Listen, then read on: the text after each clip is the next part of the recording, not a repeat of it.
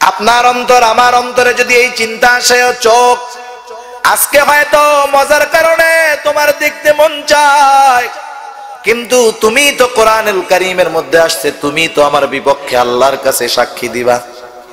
মোবাইলের মধ্যে ঘন্টার পর ঘন্টা সিনেমা, নোবেল, নাটক, যা সাইপাস দেখতে মন চায় দেখেন, কিন্তু এই চোখকে যদি আমি এই বুঝ দেই, ও চোখ তুমি আজকে দেখতেছো, মজা পাইতেছো, কিছু বলো না, বাধাও দাও না, ক্লান্ত হও না, কিন্তু তুমি তো কিয়ামতের দিন আল্লাহর কাছে আমার পক্ষে বলবা না, বিপক্ষে সাক্ষী দিয়া দিবা। সুতরাং তুমি চোখ দিয়ে গুনাহ করা যাবে না, কান দিয়ে মজার মজার গান, কানকে যদি বুঝ দিতাম, ও কান আজকে তুমি গান শুনো, মজা পাও, বেগানা নারীর কণ্ঠে মজা পাও, কিন্তু আল্লাহ তো কোরআনে জানায় দিছে তুমি আমার বিপক্ষে সাক্ষী দিবা। না না, এটা করা যাবে না। আপনি আমি যদি চিন্তা করতাম হাত দিয়ে গোনার কাজ, পা দিয়ে গোনার কাজ, জিহ্বা দিয়ে গোনার কাজ, আল্লাহ তাআলার কাছে সাক্ষী দিবে, এই চিন্তাটা যখন আমার অন্তরের মধ্যে ঢুকে যাবে, গোনার থেকে সবর করা অর্থাৎ গোনার থেকে বেঁচে থাকা আমার সহজ হয়ে যাবে।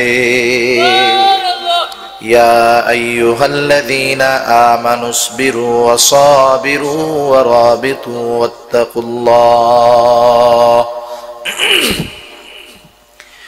আল্লাহ রাব্বুল আলামিন বলেন, হে ঈমানদারেরা, তোমরা যদি সফল হতে চাও, চূড়ান্ত দিনে চূড়ান্ত সফল যদি হতে চাও, এক নাম্বার ঈমান আনার পর যেই বিষয়টা তোমাকে খেয়াল রাখতে হবে, আল্লাহ বলেন ইসবিরু। এক নাম্বার বিষয় আল্লাহ তাআলা বলেন ইসবিরু, সবর করো, সবর। এখন সবর করবা, একটু পরে সবরের মধ্যে নাই, একদিন সবর করছো আর একদিন সবর নাই, এমনটা নয়। ওয়াসাবিরু, তুমি সবরের উপরে অটল থাকো, অটল। যখন যত বিপদ আসুক, যখন যত কষ্ট আসুক, সবরচ্যুত হবা না, তুমি সবরের উপরে থাকবা। এক নাম্বার আদেশ সবর করো, দুই নাম্বার যেই বিষয়ের উপরে সবর করবা তার উপরে অটল থাকো। ওয়ারাবিতু, সব সময় জিহাদের জন্য প্রস্তুত থাকো। চার নাম্বার ওয়াত্তাকুল্লাহ, আল্লাহ তাআলাকে ভয় করো। কি হবে এই চারটা গুণ যদি তোমার মধ্যে পাওয়া যায়? আল্লাহ বলেন লাআল্লাকুম তুফলিহুন। লাআল্লাহ যদি কোরআনুল কারীমের মধ্যে আসে, নিশ্চয়তার অর্থ দেয়, তার মানে অবশ্যই অবশ্যই তুমি সফল মুমিন হয়ে যাইবা। এক নাম্বার আল্লাহ তাআলা বলেন ইসবিরু, সবর করো হে আমার মুমিন। মুফাসসিরিনে কেরাম কোথায় কোথায় সবর করবে, কিভাবে সবর করবে, মুফাসসিরিনে কেরাম জানায় দেন তিনটি বিষয়ের মধ্যে সবর করতে হবে। কয়টি বিষয়? তিনটি বিষয়ের মধ্যে সবর। এক নাম্বার ইবাদতের ক্ষেত্রে সবর, দুই নাম্বার মুসিবতের ক্ষেত্রে সবর, তিন নাম্বার গুনার থেকে বাঁচার জন্য সবর। এক নাম্বার সবরুন আনিল ইবাদাত, সবরুন আনিত তাআত, আল্লাহর আনুগত্যের ক্ষেত্রে সবর, আল্লাহ রাব্বুল আলামিনের আদেশ নিষেধ মানার ক্ষেত্রে সবর।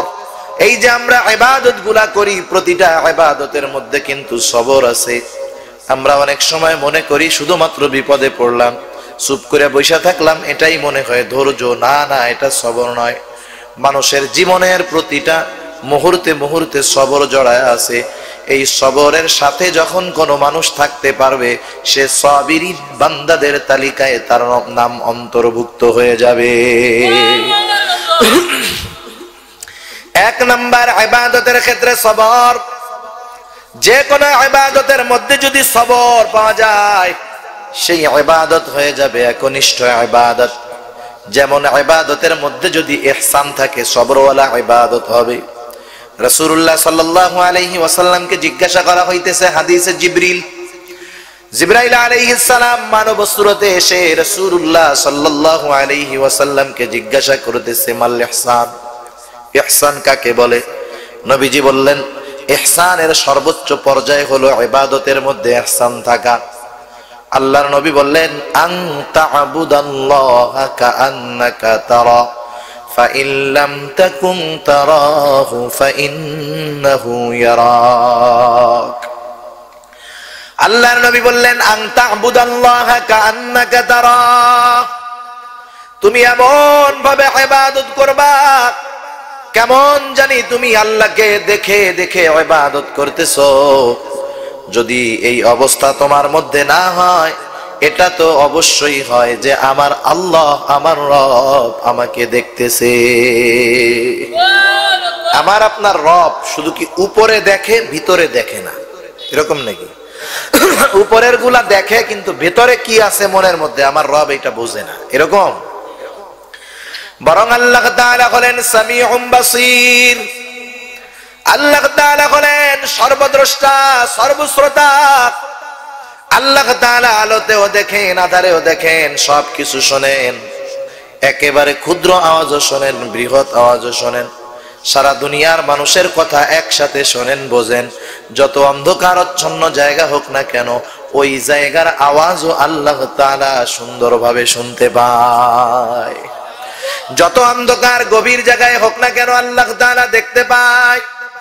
আল্লাহ তাআলা কেমন দেখা দেখে, আমার অন্তরের মধ্যে কি আছে এই কথা আমার পাশে যে সে জানে না, দেখে না, বোঝেও না। আর আল্লাহ তাআলা সব জানেন কি জানেন না? আল্লাহ তাআলা বলেন, নবীকে আপনি বলেন, কুল ইন তুখফু মা ফি সুদুরিকুম আও তুবদুহু ইয়ালামুল্লাহ। আল্লাহ তাআলা বলেন, নবীকে আপনি বলেন, তোমরা কোনটা গোপন করো, কোনটা প্রকাশ করো, দুনিয়ার কেউ জানে না, কিন্তু আল্লাহ তাআলা জানেন। আমার অন্তরের খবর আল্লাহ জানেন, আমাকে আল্লাহ দেখেন, কোনো সন্দেহ নাই। এখন যখন কোনো মানুষ ইবাদত করবে যে আমার রব আমাকে দেখতেছে, ওই সময় ইবাদত হবে সুন্দর, ওই ইবাদত হবে ইহসানওয়ালা ইবাদত, ঠিক না? প্রধানমন্ত্রীর সামনে আপনারা যদি খাইতে দেয় আর ঘরের মধ্যে যদি একই খাওয়ানি দেয়, দুই জায়গায় খাওয়ার স্টাইল একরকম হবে নাকি? প্রাইম মিনিস্টারের সামনে কত সুন্দরভাবে ডিসিপ্লিন মেনটেন্স করে একটা খাবারও নিচে পড়তে দিবেন না, সুন্দরভাবে খাবেন, স্টাইল দিয়ে সবাই খাইবেন। আর যদি নিজের বাড়িতে দেয়, যেমনি খুশি এমনি খাইবেন, ঠিক না? একই খাবার, একই জিনিস, প্রধানমন্ত্রীর সামনে একভাবে খাওয়া হবে, নিজের বাড়িতে আর একভাবে খাওয়া হবে। প্রধানমন্ত্রীর সামনে সর্বোচ্চ সতর্কতা থাকবে, কারণ উনি আমাকে দেখতেছেন আমি কিভাবে খাই, আমার খাওয়াটা ফলো হচ্ছে, রেকর্ড হচ্ছে। তাহলে দেখেন আমাদের অবস্থা ঠিক এর ব্যতিক্রম। আমরা মানুষের সামনে আমাদের ইবাদতকে সুন্দর করি, আর যখন মানুষের সামনে থাকি না তখন ইবাদত যেমনে মন চায় তেমনে করি। কিন্তু মানুষের সামনে মনে হয় আল্লাহ দেখে, মানুষ তৈলা গেলে মনে হয় আল্লাহ দেখে না, সব সময় দেখে তো। তাহলে তো একান্তে নিভৃতে যখন থাকতাম তখন তো আমার ইবাদত আরো সুন্দর হওয়ার কথা ছিল, কিন্তু আমার ইবাদত সুন্দর নয়। কেন নয়? কারণ আমি অন্তরের ভিতরে ওই কথা দৃঢ়ভাবে বসাতে পারি নাই। যদিও মুখে বলতেছি আমার আল্লাহ আমাকে দেখতেছে, ওই কথাটার পরিপূর্ণ অন্তরের মধ্যে যদি বিশ্বাস হতো, আমার ইবাদত গুলা সবরওয়ালা ইবাদত হয়ে যাইত। সবরওয়ালা ইবাদত মানে কোনটা? যেই ইবাদত হবে একমাত্র কার সন্তুষ্টির জন্য? আওয়াজ করে বলেন, আল্লাহ তাআলার সন্তুষ্টির জন্য। যে কোনো ইবাদত ছোট হোক আর বড় হোক, ইবাদত হবে আল্লাহর সন্তুষ্টির জন্য, রাসূলের তরিকায়। এই দুইটা জিনিস যখন ইবাদতের মধ্যে চলে আসবে, উদ্দেশ্য আল্লাহর সন্তুষ্টি, আল্লাহকে দেখানোর উদ্দেশ্য, পদ্ধতিটা রাসূল সাল্লাল্লাহু আলাইহি ওয়াসাল্লামের, তাহলে আমার ছোট বড় সব ইবাদত হবে সবরওয়ালা ইবাদত। দুই নাম্বার, গুনাহ থেকে বেঁচে থাকার ক্ষেত্রে সবর, সবরুন আনিল মাআসিয়া, গুনাহ থেকে বেঁচে থাকার সবর। অন্তরের মধ্যে যদি এই ভয় চলে আসে, আল্লাহর ভয়, আমার আল্লাহ সব সময় আমাকে দেখতেছে, আমার অবস্থা সব সময় পর্যবেক্ষণ করা হইতেছে, আমার সাথে দুইজন ফেরেশতা আছে, আসেনি আপনাদের সাথে নাকি? আপনাদের এলাকায় থাকে না? সবার সাথে আছে না দুইজন করে? আল্লাহ তাআলা বলেন, কিরামান কাতিবিন ইয়ালামুনা মা তাফআলুন। আল্লাহ তাআলা বলেন কিরামান কাতিবিন আমাদের সাথে আছে, আমরা কি করি সব কিছু তারা জানে। শুধু জানে, রেকর্ড হয় না? আমরা যে এক একটা কথা বলি, কথা রেকর্ড হয়। আপনার আত্মীয় স্বজন আছে একবারে লন্ডন আমেরিকা থাকে, আপনি যখন তার এই জায়গা থেকে ফোন দেন, মোবাইলের তারও নাই, কিচ্ছু নেই, ফোন দেওয়ার সাথে সাথে ওই প্রান্তে থেকে ফোন রিসিভ করে দুজনের মধ্যে কথা হয়। আপনি প্রতিদিন আপনার ভাইয়ের সাথে কথা বলেন, ভাই ছাড়া অন্য কেউ যদি ফোনটা রিসিভ করে, এক শব্দ বলার সাথে সাথে আপনি বুঝে যাবেন যে ফোন আমার ভাই রিসিভ করে নাই, ঠিক না? আল্লাহর কি কুদরত! এখান থেকে যেই ভাষায় যেভাবে শুনতে একবার আপনি আমি যেভাবে বলি, দুনিয়ার অপর প্রান্তে আমার আত্মীয় ফোনের মধ্যে হুবহু সেভাবেই শোনে, ঠিক কিনা? ভিডিও কলের মধ্যে দেখতেছি, এখান থেকে আমি ওরে দেখি, ও আমারে ওইখান থেকে দেখে, তারও নাই, কিচ্ছু নেই। কিসের মাধ্যমে যায়? বাতাসের মাধ্যমে। এই কথাগুলা আমরা যে বলি, সব কথাগুলা বাতাসের মধ্যে আছে। আমাদের কথাটাকে বিশেষ পদ্ধতি নেটওয়ার্কিং সিস্টেমের মাধ্যমে এই নেটওয়ার্ক থেকে ওই নেটওয়ার্কের নির্দিষ্ট নাম্বার থেকে নির্দিষ্ট নাম্বারে পৌঁছায় দেওয়া হয়। এই জন্য যখন আমরা মোবাইলে কল করি, একটা নাম্বার ভুল যদি হয়, নেটওয়ার্কিং সিস্টেম ওই নির্ধারিত নাম্বারের মধ্যে নিয়ে যায়।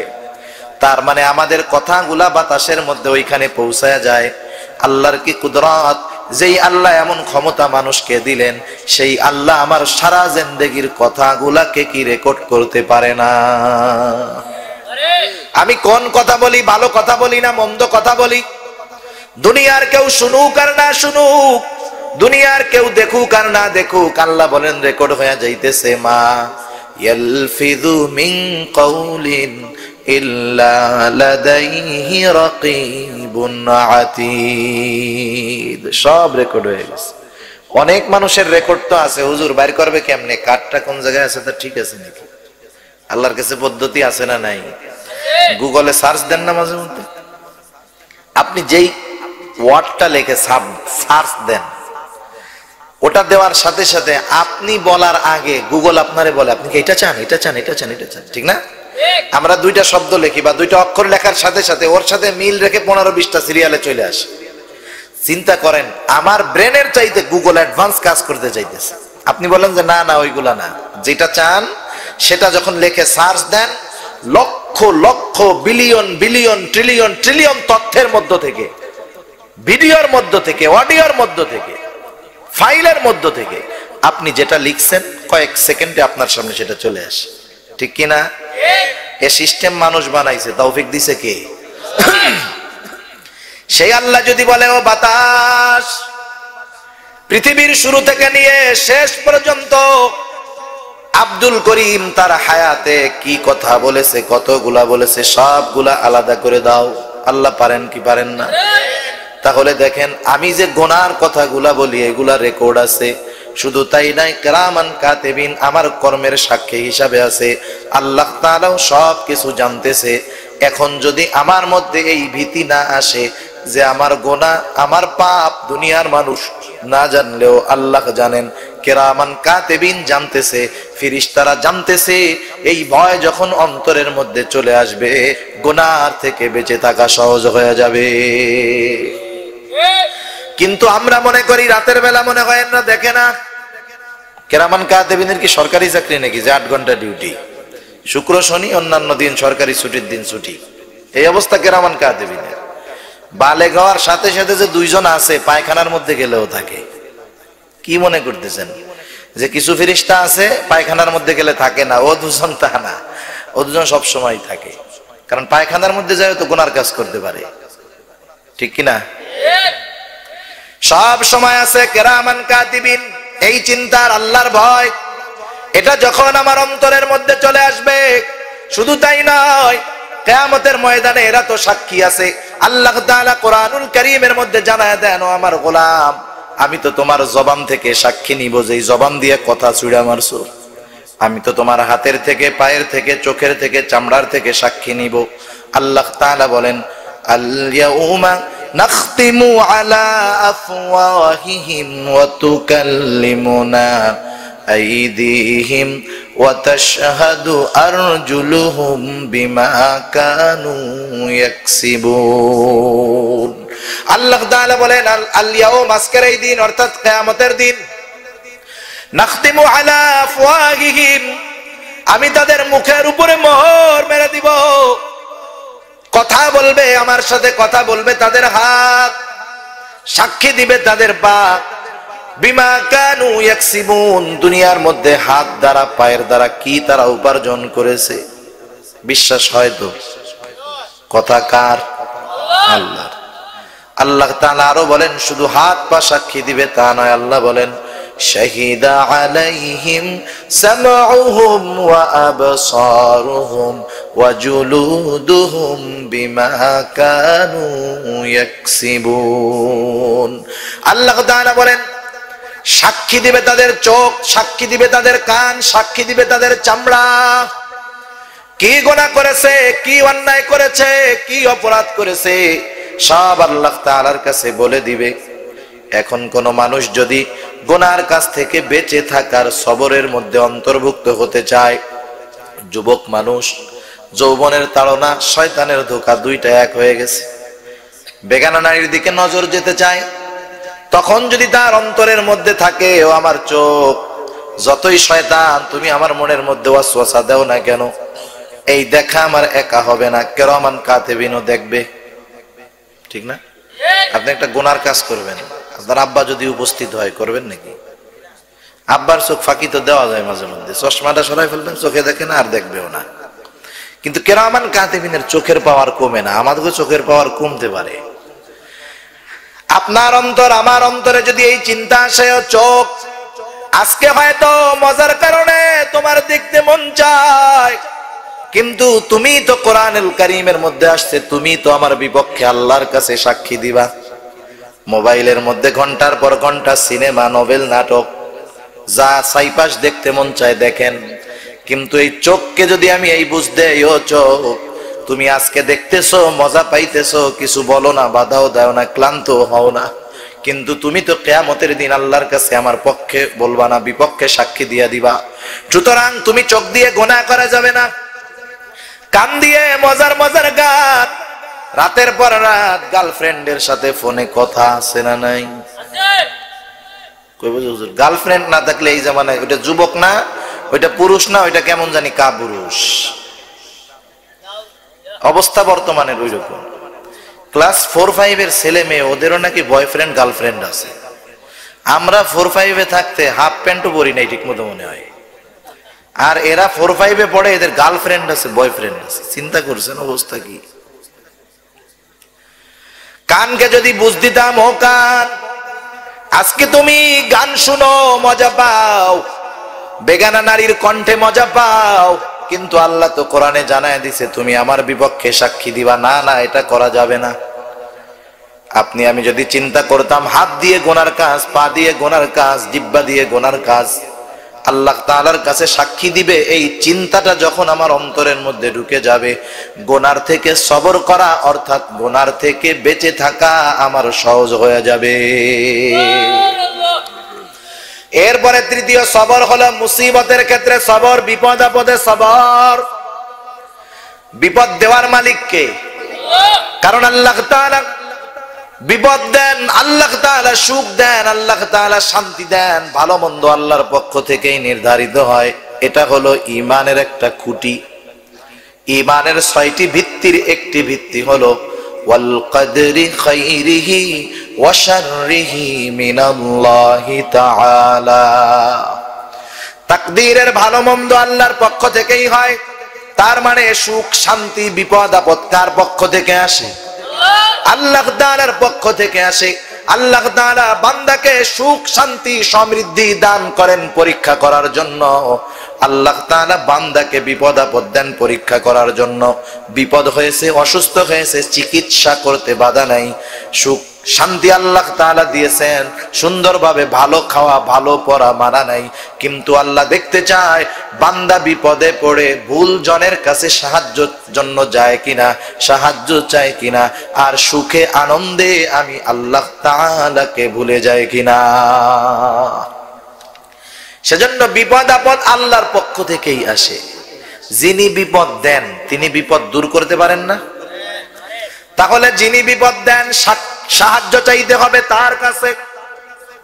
কিন্তু আফসোস ও মুসলমান ইমানদার, আজকে দুনিয়ার মানুষ বিপদ দেয়, আল্লাহ সাহায্যের জন্য যায় বাবার কাছে, কবরে, মাজারে, দরবারে। আসেনি আপনাকে ওই দিকে? সব জায়গায় কম বেশি আছে। তার মানে আল্লাহ বিপদ দিতে পারে কিন্তু আল্লাহ বিপদ নিতে পারে না। কেমন জানি ওদের বিশ্বাসটা এমন, ঠিক কিনা বলেন? বিপদে পড়ার পর শরীয়ত সমর্থিত যেই প্রচেষ্টা সেটা করায় কোনো বাধা নাই। একজন অসুস্থ হয়েছে, সে যদি চিকিৎসা করে এতে তার সবর নষ্ট হবে তা না। চিকিৎসা গ্রহণ করবে ঠিক, কিন্তু এই রোগ ওষুধ দূর করতে পারে না। রোগ দূর করতে পারে আল্লাহ, এই বিশ্বাস তার অন্তরের মধ্যে থাকতে হবে। যদি এমন হতো অসুস্থ হলে ওষুধ খেলেই রোগ ভালো হয়ে যায়, অসুস্থ হলে অপারেশন করলেই সুস্থ হয়ে যায়, তাহলে এক রকমের অসুস্থ হলো দুইজন, একই রকমের ডাক্তার, একই রকমের ট্রিটমেন্ট, একজন সুস্থ আর একজন লাশ। হয় না এরকম? হার্ট অপারেশন করলে হার্ট ভালো হয় যদি ব্লক হয়, অপারেশন করতে গিয়ে একজন সুস্থ আর একজন মরছে, ট্রিটমেন্টের দ্বারা একরকম, কিন্তু একজন বাঁচতে পারে নাই আর একজন মরে গেছে। হয় কি হয় না? তার মানে দুনিয়ার কোন আসবাব সুস্থতা দিতে পারে না, মূলত সুস্থতা দেন কে? কিন্তু কেউ যদি ওই চিকিৎসার উপরে ভরসা না করে সুন্নাহ হিসাবে ট্রিটমেন্ট চিকিৎসা গ্রহণ করে আর আল্লাহর কাছে বলে, আল্লাহ আপনি অসুস্থতা দিয়েছেন, আপনি দূর করেন, ওষুধের কোনো ক্ষমতা নাই, ডাক্তারের কোনো ক্ষমতা নাই, আল্লাহ রব্বুল আলামিনের কাছে যদি এইভাবে বলে, ওই লোকটা বিপদে পড়ার পর প্রচেষ্টা করলে ও সবরের বাইরে যাবে না। প্রচেষ্টা করা যাবে কিন্তু শরীয় সমর্থিত পদ্ধতিতে, ঠিক কিনা বলেন? কিন্তু বিপদে পড়ার পর মাজারে গেলে কাম হবে? ছেলে মেয়ে হয় না, মাজারে গেলে কাজ হবে? কাজ হবে না। আমরা এই উল্টাটা করি। আল্লাহ রাব্বুল আলামিন আমাদেরকে জানায় দেন, ও আমার গোলাম, দুনিয়ার মধ্যে বিপদ আপদ আসবে, আল্লাহ তাআলা তো পরীক্ষাই নেবেন। আল্লাহ তাআলা বলেন, ওয়ালা নাবলুওয়ান্নাকুম বিশাইইম মিনাল খাউফি ওয়াল জু' ওয়া নাকসিম মিনাল আমওয়ালি ওয়াল আনফুসি ওয়াস সামারাত।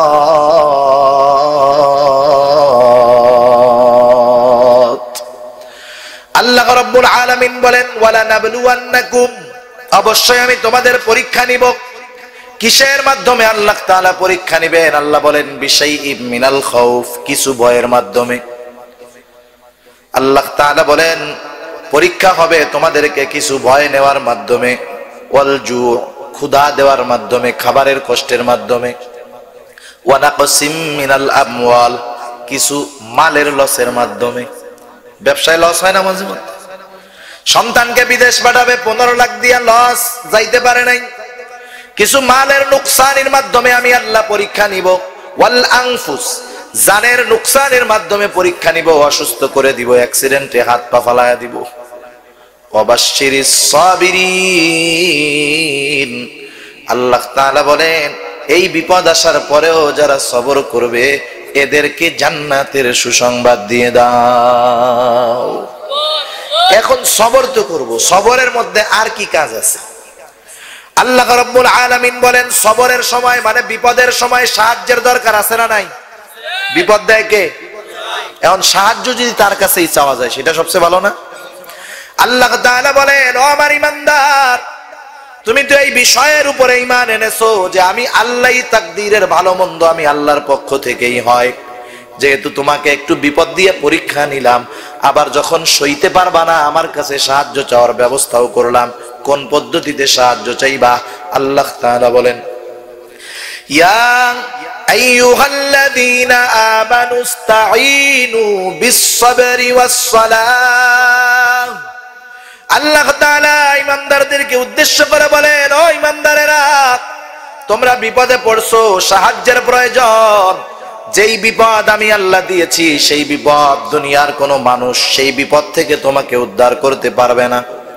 বিপদ যেহেতু আমি দিয়েছি, আমি আল্লাহর কাছেই সাহায্য চাও।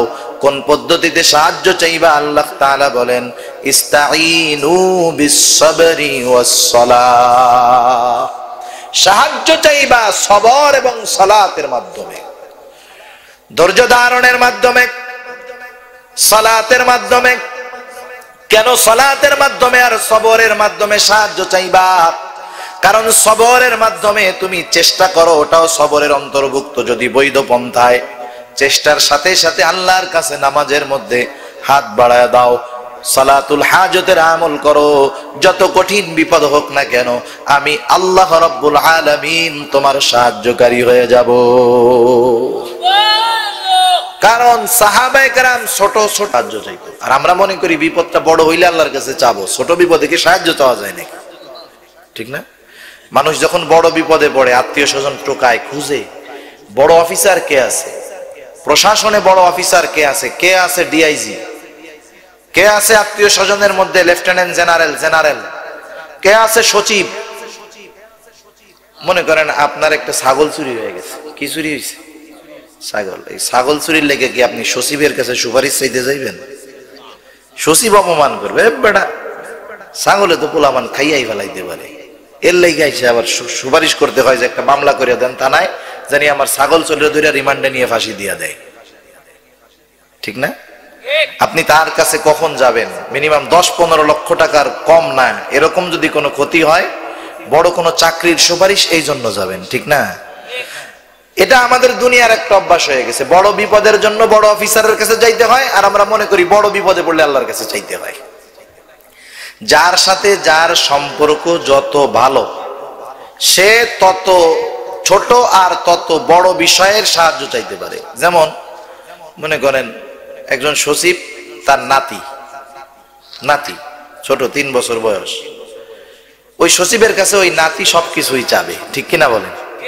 বড়টাও চাবে, ছোটটাও চাবে। বাবার কাছে সন্তান ছোট যদি হয় 3 বছরের, ও 1 টাকার চকলেটও চাবে, 10 কোটি টাকার জিনিসও চাবে। আকাশ দিয়ে বিমান উড়লে গেলে ওইটাও বলবে আব্বা কিনে দাও। ঠিক কিনা বলেন? কেন? কারণ বাবার সাথে সন্তানের সম্পর্ক অনেক গভীর, গাঢ়। এই জন্য ছোট বড় কোনোটাই চাইতে ওর বাধা লাগে না, লজ্জা লাগে না। অনুরূপ ভাবে আমাদের যদি আল্লাহর সাথে ভালো সম্পর্ক হয়ে যাইতো, জুতার ফিতা ছিঁড়লেও আল্লাহর কাছে চাইতাম। সাহাবায়ে কেরামের জুতার ফিতাটাও যদি ছিঁড়ে যাইতো, পকেটে টাকা, সামনে দোকান, আগে আল্লাহর কাছে বলতো, আল্লাহ আমার জুতার ফিতাটা ছিঁড়ে গেছে, আপনি আমার জুতার ফিতার ব্যবস্থা করে দেন। হাতের লাঠি পড়ে গেছে, ওঠানোর সামর্থ্য আছে, আগে বলতো আল্লাহ হাতের লাঠি পড়ে গেছে, আপনি তোলার তৌফিক দেন। কারণ তাদের সাথে আল্লাহর সাথে সম্পর্কটা ছিল গভীর, কিন্তু আমাদের সাথে সম্পর্কের দূরত্ব। এই জন্য বিপদে পড়ার পর সবরও করি না, আল্লাহর কাছেও বলি না, আগে দৌড়াই বাবার দরবার। কিন্তু আল্লাহ তাআলা বলেন, বান্দা ইস্তাঈনু বিস-সাবরি ওয়াস-সালাহ, প্রকৃত সবর করনেওয়ালা শেখ বিপদ আসার পর শরীয় সমর্থিত ব্যবস্থা গ্রহণ করার সাথে সাথে সালাতে নিমজ্জিত হয়ে যায়। কারণ বান্দা আল্লাহর কাছে কোন নামাজের মাধ্যমে সাহায্য চাবে নবী জানায়া দিয়েছেন। আমরা বলি সালাতুল হাজাত, হাজাত প্রয়োজনীয়তা পূরণের সালাত। আমার প্রয়োজন, যা কিছু প্রয়োজন সব কিছু আল্লাহ রাব্বুল আলামিনের কাছে বলার সুযোগ রয়েছে। যা মন চায়, শুধু এমন বিষয় নয় যেটা অবৈধ এবং যেটা নিশ্চিত পাওয়া যাবে না। কেউ যদি আল্লাহরে মহব্বত করে, আল্লাহ আমারে কিয়ামত পর্যন্ত হায়াত দেন, এটা চাওয়া যাবে। কেউ যদি গুনার কোনো কিছু চায়, এটা চাওয়া যাবে। ওগুলা ছাড়া যেগুলো আল্লাহ তাআলা আমাদের চাওয়ার নির্দেশ দিয়েছেন সব চাওয়া যাবে। যুবকরা আছেন, আপনি দিনদার বউ চান, 1 কোটি বার চান, কোনো অসুবিধা নেই। আল্লাহর কাছে চান যে আল্লাহ আমার একটা নেককার স্ত্রী দেন। যারা বিবাহ করছেন আল্লাহর কাছে চান, আল্লাহ আমার একটা দিনদার সন্তান দেন। সব চাওয়া যায় আল্লাহ তাআলার কাছে। আল্লাহ রাব্বুল আলামিন বলেন, ইস্তাঈনু বিস-সাবরি ওয়াস-সালাহ, সবরের সাথে সালাতের মাধ্যমে যারা আমি আল্লাহর কাছে সাহায্য চায় বিপদে পড়লে, ওরাই হলো মূলত সাবিরিন বান্দা।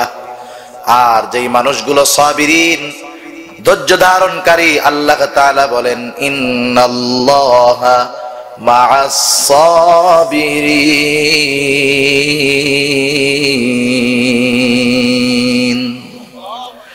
যারা ধৈর্য ধারণ করে তাদের সাথে আছে কে? আওয়াজ দিয়া বলেন। আল্লাহ তাআলা বলেন নিশ্চয় আল্লাহ রাব্বুল আলামিন ধৈর্যশীলদের সাথে আছেন। আর যার সাথে আল্লাহ থাকে তার কোনো ভয় আছে নাকি? দুনিয়ার টেনশন আছে নাকি? যত বিপদ আপদ আছে কোনো ভয় আছে নাকি? হযরত আবু বকর সিদ্দিক রাদিয়াল্লাহু তাআলা আনহু যখন রাসূলুল্লাহ সাল্লাল্লাহু আলাইহি ওয়াসাল্লামের সাথে হিজরতের উদ্দেশ্যে বের হয়ে গেলেন, সাওর পর্বতের মধ্যে 3 দিন লুকায়া থাকছে গর্তের মধ্যে। কাফেরেরা খুঁজতে খুঁজতে চলে আসছে, কারণ তৎকালীন সময়ের কাফেরেরা মানুষের পদচিহ্ন অনুসরণ করে বলতে পারতো এটা কার পায়ের ছাপ, এটা কার পায়ের ছাপ। 1500 বছর আগের মানুষ, তখন তো ফিঙ্গারিং প্রযুক্তি ছিল না, স্বাভাবিক পায়ের ছাপ দেখে তারা বলতে পারতো এটা অমুকের ছাপ, অমুকের ছাপ। ওই মানুষগুলা আবু বকর সিদ্দিক রাদিয়াল্লাহু তাআলা আনহু এবং রাসূলুল্লাহ সাল্লাল্লাহু আলাইহি ওয়াসাল্লামের পায়ের ছাপ দেখতে দেখতে দেখতে দেখতে একেবারে গর্তের কাছে চলে আসছে। গর্তের কাছে আইসা ডাইনে বামে তাকায় দেখে খাইরে আর তো কোনো পায়ের ছাপ দেখা যায় না। এই গর্তের মধ্যেই তো 2 জনে আছে, অবস্থা কেমন? আল্লাহর কুদরত, মাকড়সা ওই গর্তের উপরে বাসা বানায় ফেলছে, কবুতর আইসা ডিম ফুটাইয়া দি ফেলছে। ওই মানুষগুলার নজর কেমন? আবু বকর সিদ্দিক রাদিয়াল্লাহু তাআলা আনহু বলেন এমন একটা অবস্থা, আমরা গর্তের মধ্যে 2 জন, কাফেররা তাদের পা চলার আওয়াজ, আমি পায়ের আওয়াজ শুনতে পাইতেছি, ডানে বামে তাকানো লাগবে না। ওরা যদি শুধু ওদের পায়ের দিকে নজর দেয় আমাকে এবং রাসূলুল্লাহ সাল্লাল্লাহু আলাইহি ওয়াসাল্লামকে দেখতে পাবে। এমন এক টেনশন। আবু বকর সিদ্দিক রাদিয়াল্লাহু তাআলা আনহু বলতেছে এইরকম বিপদ, কত বড় বিপদ চিন্তা করেন। ওরা তো 100 লাল উটের লোভে আসছে, গর্দান নিতে পারলেই তো সবকিছু পেয়ে গেল, দুনিয়া পেয়ে গেল। আবু বকর সিদ্দিক রাদিয়াল্লাহু তাআলা আনহু ভয়ের মধ্যে ধরা পড়ে গেছি, বিপদ। আল্লাহর নবী বলেন কি বলছেন? আল্লাহ তাআলা কোরআনুল কারীমের মধ্যে তা জানায় দেন। আল্লাহ বলেন আপনি আপনার সাথীকে বললেন ইযহুমা ফিল গার ইয ইয়াকুলু লিসাহিবিহি লা তাখাফ ওয়া লা তাহজান ইন্নাল্লাহা মা'ানা। আল্লাহ রাব্বুল আলামিন জানায় দিয়েছেন, কি বলেছে রাসূলুল্লাহ সাল্লাল্লাহু আলাইহি ওয়াসাল্লামকে? আবু বকর সিদ্দিক রাদিয়াল্লাহু তাআলা আনহু চূড়ান্ত ভয় আছেন, চিন্তিত আছেন, নিজের জন্য নয়, বেশি চিন্তিত রাসূলুল্লাহ সাল্লাল্লাহু আলাইহি ওয়াসাল্লামের জন্য। চিন্তা করতেছেন আমরা 2 জন, আমাদেরকে কে এখান থেকে বাঁচাবে? নবী জানায় দেন ও আমার সাথী আবু বকর, ভয়ও পেও না, চিন্তাও করো না, আমরা 2 জন এখানে নয়, আমরা 2 জনই নয়, আমাদের সাথে 3য় জন আল্লাহ রাব্বুল আলামিন আছে। ইন্নাল্লাহা মা'ানা, আল্লাহ আমাদের সাথে আছে। আর আল্লাহ বলেন যেই বান্দা সবর করে আল্লাহ তার সাথে আছে। সুবহানাল্লাহ। তাহলে সবর করলে লাভ না লস? একটু বিপদ আসছে আল্লাহর কাছে যান, শরীয় সমর্থিত পদ্ধতিতে বিপদ দূর করার চেষ্টা করেন, আর আল্লাহর কাছে বলেন আল্লাহ যেই পদ্ধতি গ্রহণ করেছি এই পদ্ধতিতে সফলতা দান করেন। এই 3টা জিনিস যখন চলে আসবে এই লোকটা পরিপূর্ণ সাবিরিন বান্দাদের তালিকায় অন্তর্ভুক্ত হয়ে যাবে। এরপরে আল্লাহ তাআলা বলেন ও আমার গোলাম, এইরকম সবর 1-2 বিষয়ে বা 1-2 দিন করবা তা না, তুমি গোটা জিন্দেগি সবরের আলোকে জীবন চালাবা। কারণ দিনের উপরে চলতে গেলে তোমার হাজারো বাধা আসবে, হাজারো কষ্ট আসবে, কিন্তু তুমি যতই বিপদ আপদ আসুক না কেন ইসবিরু ওয়া সাবিরু, সবরের উপরে সর্বদা অটল থাকবা। তার মানে বিপদ আসলেই চুপ করে বসে থাকা, কাইটা গেলে না না ধৈর্য ধারণ করে যাওয়া হবে, এটা সবর না। সবর কোনটা? শরীয়ত সুযোগ দিয়েছে, আপনি এটারে চিকিৎসা করাবেন, সেলাই করাবেন, আর আল্লাহর কাছে বলবেন আল্লাহ তাড়াতাড়ি সুস্থ বানায় দাও, এটা হলো সবর। কথা বোঝা গেছে তো?